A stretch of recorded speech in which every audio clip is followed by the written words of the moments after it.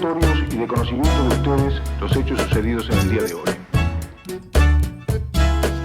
Se están creando las condiciones para que el Partido Comunista llegue al poder.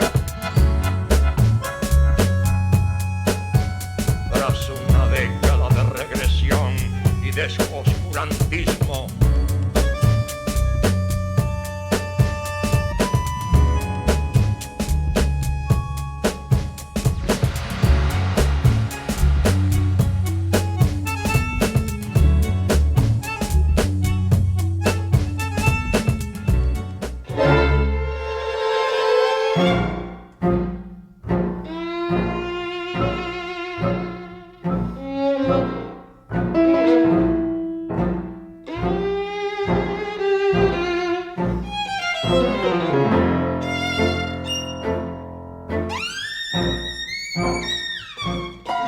Desde nuestra más tierna infancia, los orientales llevamos la patria en el corazón, pero nos hacía falta un lugar para reverenciarla muy especialmente.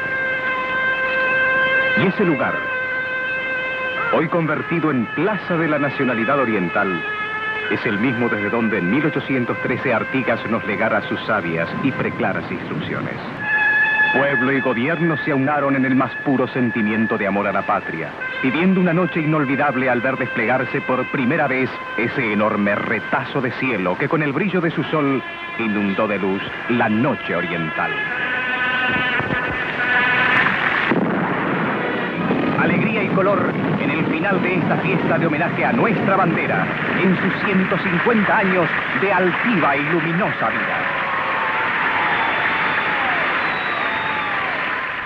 En 1978, el gobierno inauguró el Monumento a la Bandera y este lugar al que denominó la Plaza de la Orientalidad. Durante los años del gobierno militar coexistían varias realidades, algunas públicas, en las que se exaltaba el desarrollo del proceso, y otras subterráneas, en las que ocurrían hechos dramáticos, como el asesinato del coronel Ramón Trabal, el exdirector de los servicios militares de inteligencia, ocurrido en 1974 en París. Coronel, la muerte de Trabal sigue siendo un misterio. ¿Usted tiene alguna hipótesis al respecto? No. El mismo misterio que es para la mayor parte de la gente lo es para mí. Cuando a él lo nombraron, yo lo llamé con la sana intención de felicitarlo, porque creí que era algo que él quería, aunque yo pensé que eso no iba a ser mucho lo que a él le gustaba, porque mal que bien, él se iba del centro de los acontecimientos y perdía un poco, con la ausencia, perdía un poco de gravitación dentro de las cosas como venían sucediendo. Y me dijo, mira hermano, yo pedí, como yo voy para Francia y para Inglaterra, yo pedí para tener sede en Londres y no en París, pero me dijeron que no. Y la verdad que yo pienso que en París me van a matar. No le pregunté en qué se basaba, no le pregunté qué indicios tenía, ni por qué me decía eso, pero eso me lo dijo a mí, y creo que no solo a mí, creo que otras personas también. Pero creo que Trabal tuvo siguió una trayectoria en su carrera profesional que lo acercaba mucho al fin que él tuvo. Hay que ver que Trabal fue un hombre que se dedicó en cuerpo y alma a luchar contra la subversión, e inclusive él cuando se fue a París y allá solo en medio de todo, él seguía haciendo inteligencia y andaba por los cafés donde se reunía la gente de izquierda emigrados y todas esas cosas. Él andaba por todos lados buscando información. Es decir, él no tuvo miedo nunca, no le tembló el pulso hasta el último momento. Y hay que ver qué puede hacer un hombre solo en una ciudad como París, donde se reúne la izquierda mundial. Es decir, él también fue un poco kamikaze, diría yo, en el sentido del papel que jugó. Por ahí quienes dicen fueron los Tupamaros, o otro grupo de izquierda, quienes dicen fueron grupos militares que los mandaron a matar. No, grupos militares no. Los militares uruguayos no tenían plata ni para pagar el pasaje allá. ¿Qué van a ir los militares allá? Por favor. El MLN nunca reivindicó la muerte de Trabal y no se hace responsable. La muerte de Trabal hicieron ellos, por favor. Ellos después armaron una cosa que era como un cuadro con los muertos militares y ahí metieron todo lo que se les antojó. porque nosotros jamás ocultamos las cosas que nos hicimos cargo.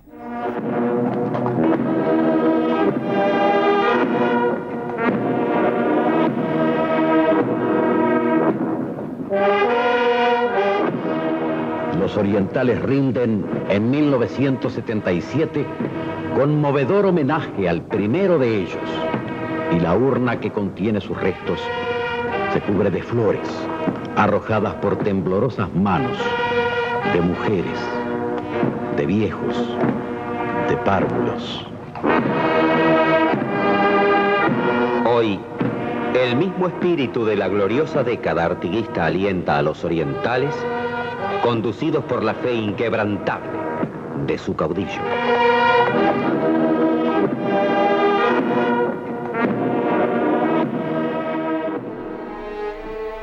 El 20 de mayo de 1976, las víctimas fueron el ex senador Selmar Michelini del Frente Amplio y el expresidente de la Cámara de Diputados, Héctor Gutiérrez Ruiz del Partido Nacional, secuestrados y asesinados en Buenos Aires. Sus cuerpos aparecieron con los de los ex tupamaros, William Whitelaw y Rosario Barredo. Wilson Ferreira Aldunate se salvó apenas. No muy tarde, 12:30 vino el Toba, me dijo que sí, que efectivamente lo había visto a Juan Raúl y que lo había dejado en su casa.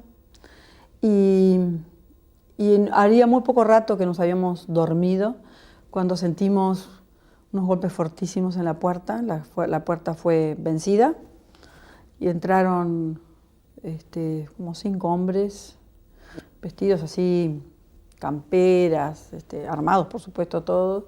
Un gran estruendo. Había uno un poco más, digamos, más vestido de traje, que parecía ser el que comandaba el grupo, lo demás era grupo de choque, naturalmente. Y bueno, no tenía ni idea ni cómo nos llamábamos. Le dijeron quién es el dueño de casa. Bueno, nosotros dos inmediatamente estábamos ahí parados, ¿no?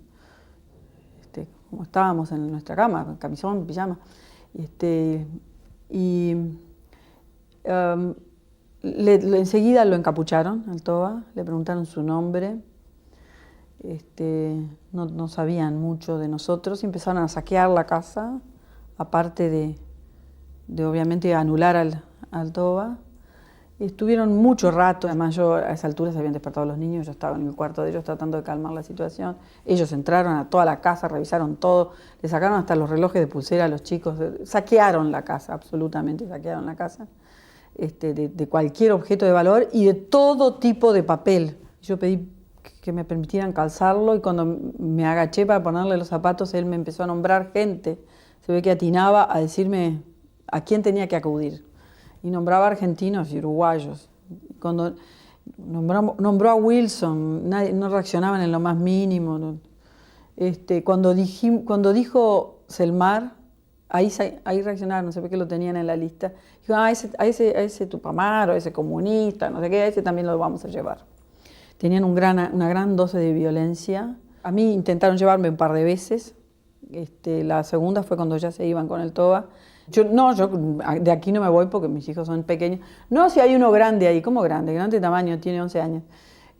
No me voy a ir y bueno, y me dejaron. Y se fueron llevando al Toba en esas condiciones. La autoridad del Estado, la presencia del Estado, pierde cada vez mayor vigencia. Y esto a nosotros nos parece realmente grave. Así han pasado las medidas prontas de seguridad, se han deteriorado totalmente. No queremos que las garantías individuales, base fundamental de nuestra Constitución, terminen siendo algo por el estilo. Yo creo que había una vinculación entre Michelini, Gutiérrez Ruiz y Ferreira Aldunate con los tupamaros. Y creo que en las hipótesis que se puedan manejar respecto de la razón de esos asesinatos, no puede dejarse de lado la vinculación que tenían con los subversivos tupamaros o argentinos también. No digo que lo sean, pero que no puede dejarse de lado esa hipótesis como factible. ¿Usted descarta que hayan sido militares uruguayos? Absolutamente, absolutamente. ¿Y de la muerte de Trabal qué piensa, Bordaberry? Creo que debe tener un origen parecido, no desde el punto de vista de relación con los tupamaros, al contrario, Trabal fue un gran combatiente contra los tupamaros, pero sí que creo que anduvo la mano de las distintas corrientes filosóficas, vamos a llamarlas así. Con lo mejor de nuestras ideas, con nuestra palabra más convincente, con nuestro sentimiento fraterno aflorando en cada frase, que sí que es posible construir un nuevo Uruguay. La hipótesis mía que el que permitió fue Bordaberry. Y pienso que el asunto vino de acá. Y yo digo de Bordaberry porque sabía que no lo quería para nada. Bordaberry a Selmar le tenía un gran rechazo y era el presidente. Si él no hubiera permitido, no hubiera sucedido. O hubiera pedido que lo trajeran y lo hubiera puesto preso, podría haber hecho eso. ¿Por qué lo mató? Lo mataron porque sabía que terminada la dictadura no iba a ser para siempre y que quedaba, Selmar, quedaba Wilson, que eran, digamos, los que habían sido figuras que iban a ser reivindicadas. No tengo idea, pero para mí que ellos cayeron en la gran volteada que hicieron los argentinos. Acá, en la izquierda uruguaya siempre pretende hasta el día de hoy pasarnos la factura a nosotros, ¿no? Yo creo que eso cayó. Los argentinos estaban en una política de hacer tabla rasa, ¿no? Ellos decían que lo que nosotros hacíamos, dejar los guerrilleros vivos, que era una inconsciencia. Ellos estaban muy convencidos de que algunos oficiales argentinos que venían acá de visita y que conversaban, decían que era una barbaridad. ¿Cómo íbamos a tener nosotros 2.000 guerrilleros presos? Decían, es una bomba de tiempo, tienen que matarlos a todos. Y yo preguntarle, pero no. Bueno, ellos adoptaron esa solución. Ellos creyeron en la solución final, y tuvieron como Hitler, también creyeron en la solución final. La noche de los secuestros, el 18 de mayo, Juan Raúl Ferreira estuvo con los dos legisladores. Primero acompañó a Gutiérrez Ruiz en su casa luego de cenar juntos y ya advirtió señales de alarma que comentó a Michelini. Yo veo los coches estos Falcon blancos sin matrícula. Más bien pensé, como pensaba él cuando los veía, que los seguía, que era un tema de hostigamiento, seguimiento, etc. Y me voy caminando hasta el Hotel Liberty, en unas cuantas cuadras. En el Liberty vivía Michelini. Michelini me dice, mira, vamos a almorzar mañana, le decimos al Toba Gutiérrez que venga con nosotros, yo no te dejo volver. La locura tiene que tener un límite. Era el más cabeza fría de todos nosotros. No, yo no te dejo volver de ninguna manera. El tema es irse de acá, pero no al Uruguay. No. ¿Por qué no almorzamos mañana? Estaba realmente agotado, lo encontré tristón, caído. Y bueno, crucé y no había llegado a meterme en la cama cuando me golpea la puerta el hijo de Gutiérrez Ruiz, Marquitos, que era un niño, ¿no? Avisarme que se habían, pero ni siquiera se utilizaba la expresión secuestro, se habían llevado a papá, la connotación parecía, lo habían llevado preso, ¿no? Entonces yo ahí cruzo, pero cruzo con un sobre todo arriba del pijama, como Carminillo Medero en la última sesión ¿no? Cruzo al hotel de Michelini para avisarle. Y me encuentro la funcionaria que estaba en la conserjería llorando, los empleados levantando las sillas, y hacía apenas minutos que se lo habían llevado. El próximo objetivo era el propio Wilson Ferreira, pero dos allegados a Gutiérrez Ruiz viajaron hasta el tambo de Ferreira para advertirle y llevarlo a Buenos Aires junto a su esposa Susana Sienra. Apenas se fueron ellos, bajaron 2 helicópteros y hubo un operativo. Vaciaron la casa, la desmantelaron, llevaron recuerdos, papeles, adornos, quedó vacía la casa. Pero no estaban los dueños de casa, afortunadamente, que ya estaban camino a la ciudad de Buenos Aires.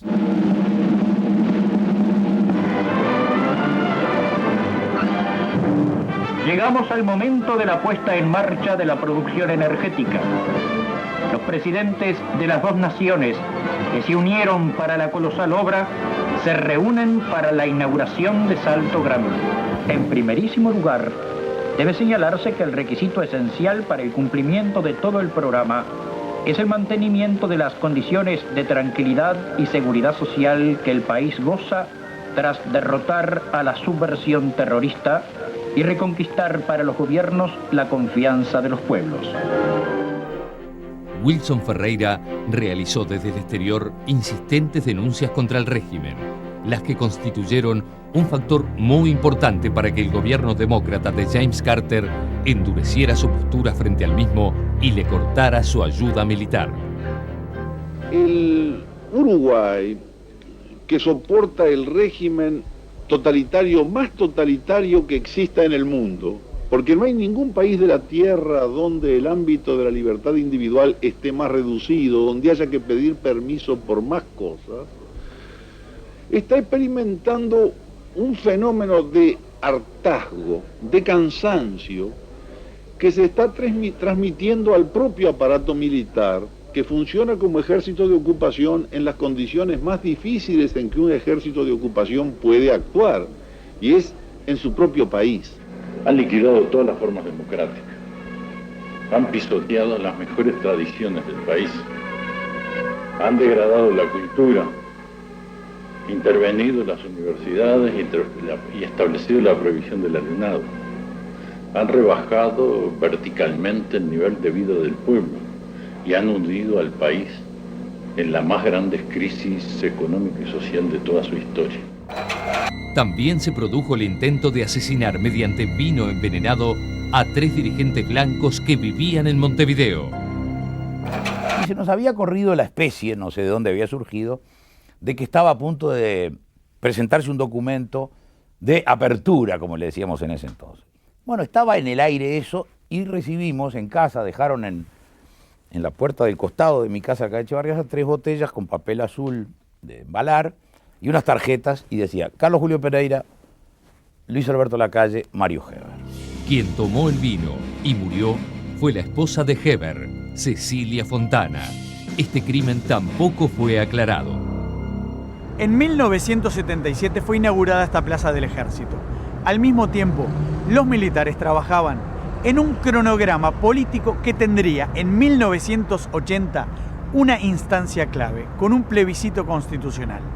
Hasta ese momento, el gobierno se regía por una serie de actas institucionales, pero en el plebiscito se proponía incorporar a la Constitución un conjunto de normas que daba a las Fuerzas Armadas un papel fundamental en el futuro del país. Se emitirá un mensaje al país de la Junta de Comandantes en Jefe de la...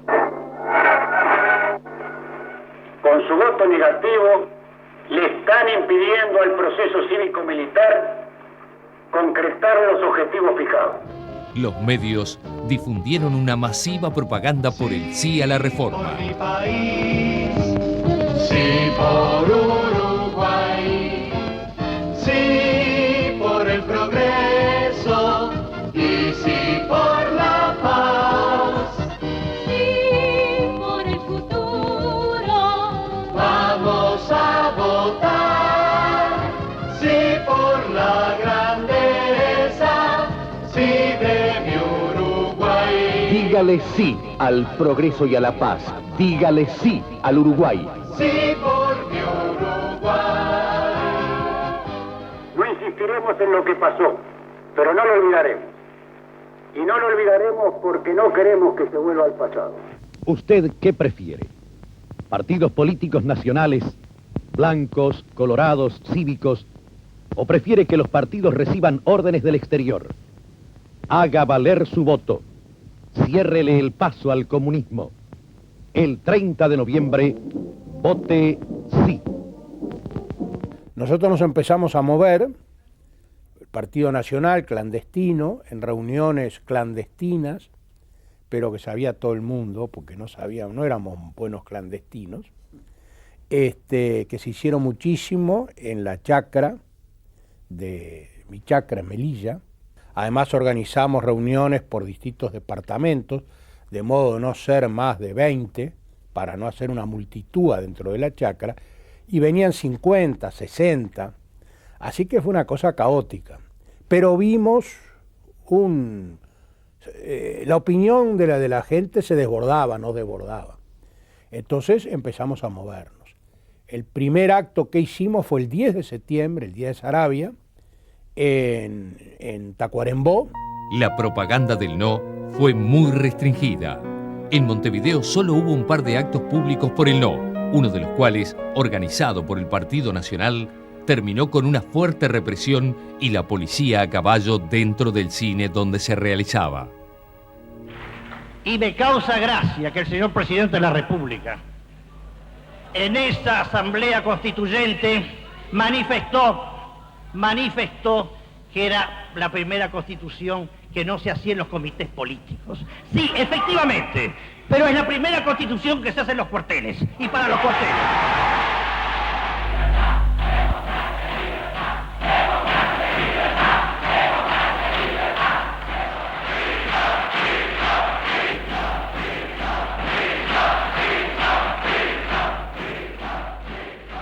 El público que se encontraba en la calzada, como el que estaba dentro del cine, eran aleccionados desde el interior por los oradores, victoriando el nombre del sedicioso prófugo Wilson Ferreira Aldunate.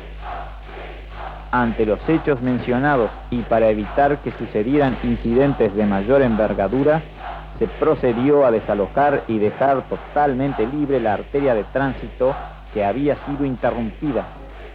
Y si usted piensa que el 30 de noviembre da lo mismo votar de una u otra manera, se equivoca. Si usted quiere volver al pasado, arriésguese.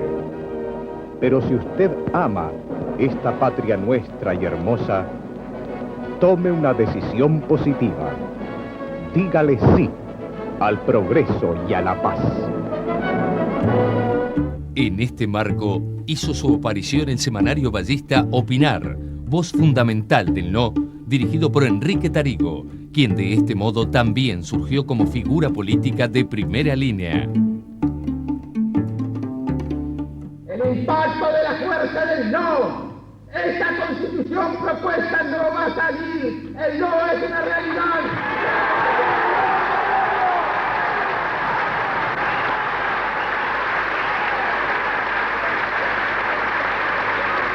El pueblo uruguayo va a decir no, no, no y no.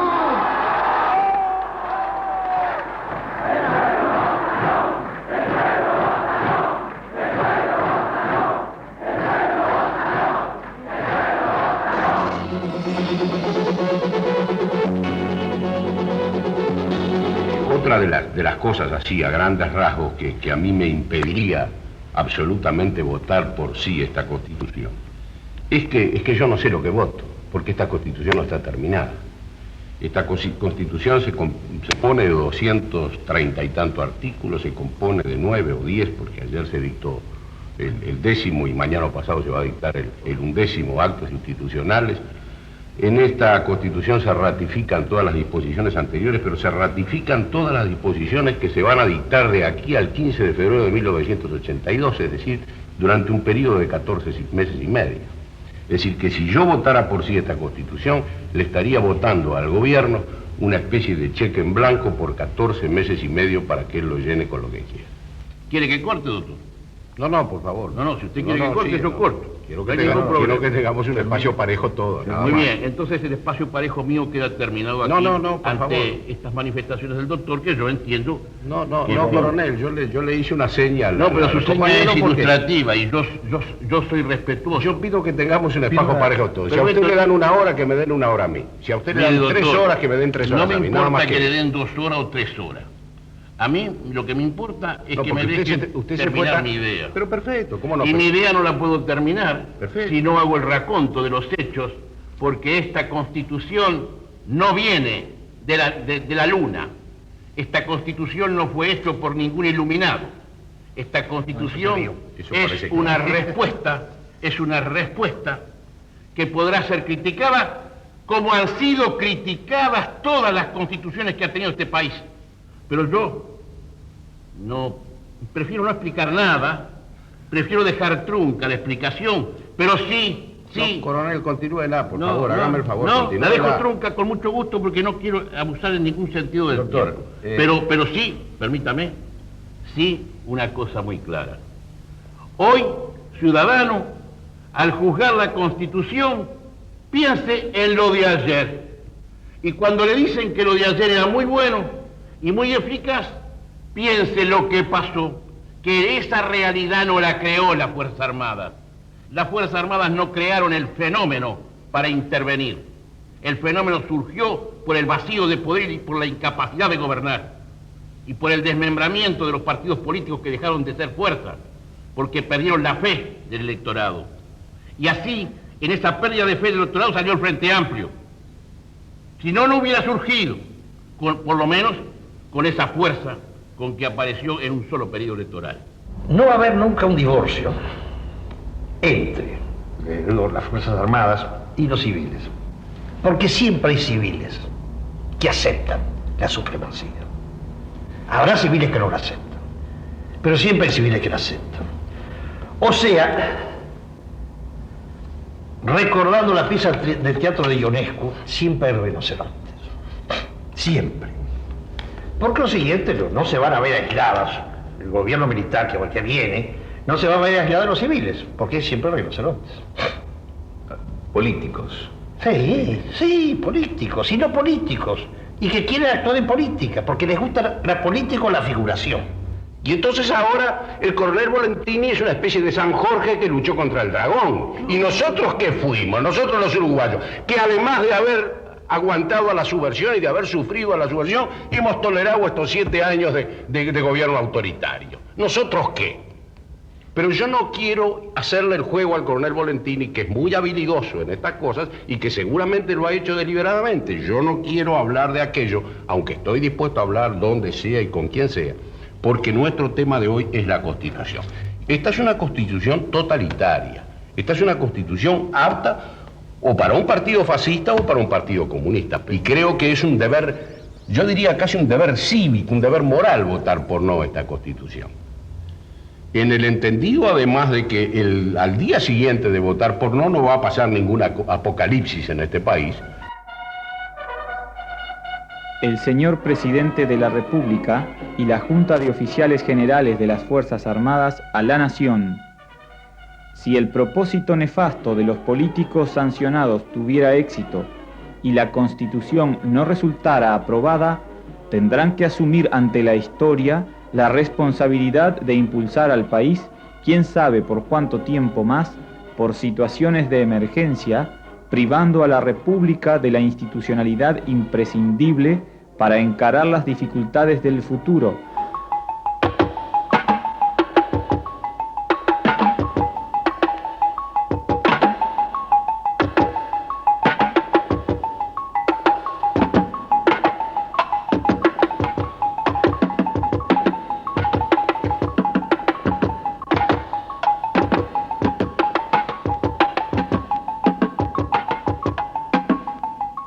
El triunfo del no sorprendió a los militares y los obligó a cambiar de planes. Ya no sería incorporado el poder militar a la Constitución, ni habría elecciones a corto plazo con candidato único como proponía la reforma. Además, los partidos políticos que emergían triunfantes tendrían que ser reconocidos de alguna manera.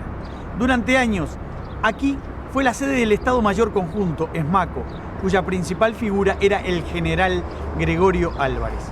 Un militar a quien esperaba un nuevo papel protagónico desde la presidencia de la República.